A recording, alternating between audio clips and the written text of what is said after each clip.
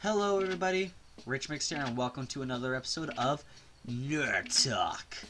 That's right, the show where I talk about anything and everything nerdy. So, and it could really be anything, anywhere from TV to movie to book to comic, I don't know, stuff like that. You name it. As long as it deals in the realm of fiction, I'm down to talk about it in this series. Anyways though, so my last video that I put up was about Coraline, and why I thought it was a good film. This video is also about Coraline, and so but this one is namely about who the Bell Maid is. So if you don't know who the Bell Maid is, or the other mother. So also, real quick, spoiler warning for people who haven't seen Coraline, and if you haven't seen it, of course, it's on Netflix. Go watch it right now. It's an amazing stop-snap animation film. I think you'll like it a lot. I think people in general would like it a lot. And also, read the book. It's also really good. It's really good. Anyways, though, without further ado, let's get right on into the video, and let's discuss who the Bell Maid is. So, the Bell Maid is the main antagonist of the book or movie, and basically, and we're going to be going off namely from the movie for this video at least. There aren't too many differences besides how the plot goes really in the movie and the book really, but that's to be expected. But whatever. Anyways, the Bell Maid essentially is someone who, or the other mother, lives in this other world that is better than the real world. And it's all just a facade, just to get kids to stay there, so the Bell Maid can consume souls. She can consume the souls of the kids so she can keep living. Without this, though, the Bell Maid will die. So who's the Bell Maid? Well, based on evidence, we can only assume that the Bell Maid was there when the Pink Palace was built, which is the name of the apartment, the apartments that this takes place in. Basically, either it was being built or was being finished when it happened. So, first of all, we need to talk about where the other world is. So, a theory that was proposed by a man named Alan Gull, whatever, I know I probably butchered his name, but it's called a pocket universe, and if you're a fan of Doctor Who, you've probably heard of it.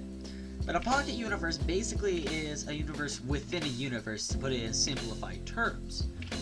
And it's more or less just a theory right now, but it's still cool to think about.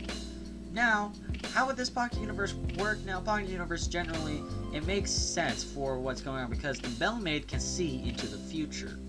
Now, if the Bell Maid can see into our world in our time, but is moving at a faster speed, she's gonna be aging faster than us. So, first things first, how did the Bell Maid get to this pocket universe? Well, it's believed, if you're going by the movie, that the well is in fact a portal to the other world, and it makes sense. It's said that if you were to follow the bottom, you could see a night sky with stars in the middle of the day, and during the movie, when Coraline goes to the other world in the middle of the day, it's like it's nighttime. Just something to throw out there.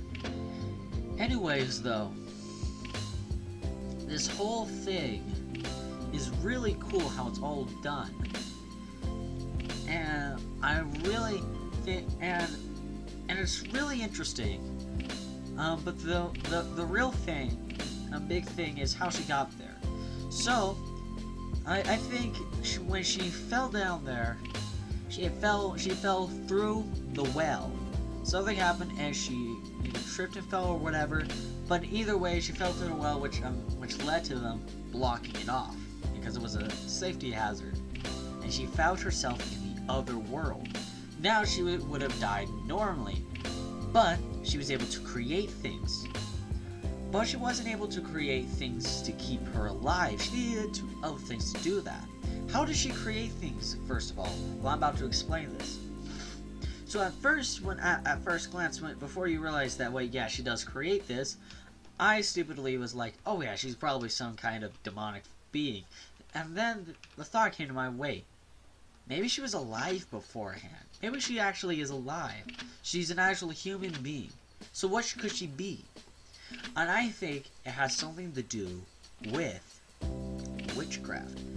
Now, if you don't know, Beldam, when translated through from other languages, means witch. It translates to witch. And if that wasn't obvious enough, she's referred to as a witch several times by Coraline in the book and the movie. And there's a lot of correlations to things that you would generally assume with that. And there's a lot of stuff that involves spiders and stuff like that, foreshadowing to the personality of the Bellmaid or the witch. And it makes a lot of sense, really, that the Bellmaid would be a witch.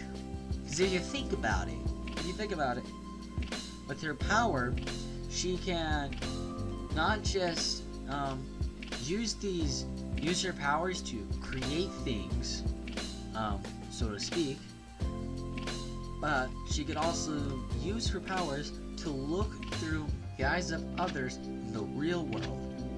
That's also why she was able, and it's actually been said before, that the opening sequence of the movie takes place years before the movie actually takes place, which means the doll that she's making to look like Coraline, she had planned that years in advance. That's right. That's also why the grandmother of Wybie had it in the first place, which is freaking insane, which is more evidence also to the pocket universe as it does move faster. Therefore, she could see what is in the future if she's so pleased. Therefore, believe it if any of this is to be true, and yes, this is all just speaking hypothetically, theorizing, and of course, as always, this could be completely wrong. But it's still interesting to discuss either way. But the Bellmaid needs the kids. She can't just create some kid and feed off of his essence, because one cannot create an actual soul. And that's what I think is the case here. So, what do I think? So, what's actually going on? Why does she need the kids? It's so she could keep living. She lures a kid there, feeds off of its essence, and she does this successfully 3 times. Gets them to stay, lures a kid there, offers them a better life, gets the kid to stay there, feeds off of their lifespan, but because time moves so much faster there, she burns faster, so she needs someone else to replenish what she took from the kid, causing them to start to fade off. And of course, she does this all once she's gotten bored of the person. And so, when she realized that she would have to wait a long time before her next victim would show up, she was willing to wait. When Coraline gets there, it was finally time, but of course, she failed to get Coraline to stay. And in fact, throughout the course of the movie, by the time we get near the end and everything, the Bellmaid is extraordinarily skinny, and it looks like she hasn't been eating for days. And there's also something here that she can't create her own food to survive. She needs other things to survive. Something that hits this, if you look at the dinner sequence, or any of the eating sequences, I don't recall too many times when it showed her with food on her own plate. I could be wrong, I could be missing something, but if you look, it does appear that she does not have food on her plate typically, whereas the other dad does, and Coraline does, but not the Bellmaid or the other mother. And that is really cool, if you ask me. So what does this mean? Well, there's only a few things that it could mean. For instance, and basically what I'm going at is the Bellmaid is in fact a witch. And in fact needs the essences and the souls of the kids to stay alive. She can't feed off of things she creates, so she must lure others in. That's what's going on. She died in the Pocket Universe, and the key was thrown back into the Pocket Universe in the end of the movie and book, where it will stay, cutting off the portals there. So, could this be true? Could I be talking absolute nonsense? I'll let you guys decide that, and you can debate it amongst yourself in the comments below. Anyways, though, if you like what you see and you want to see more, like, subscribe, all that jazz. Comment something you'd like me to talk about in the next episode. And, of course, if you like stuff about Coraline or anything of dark nature, subscribe for more. So, hit that subscribe button. I'm going to be doing potentially 107 facts, maybe just 10 or 20 facts, but it's going to be about Coraline. If you're interested in that, check that out. Hit the like. Hit the like button, subscribe, turn on notifications, and join the notification squad. Anyways, though, I will see you all later in the next video.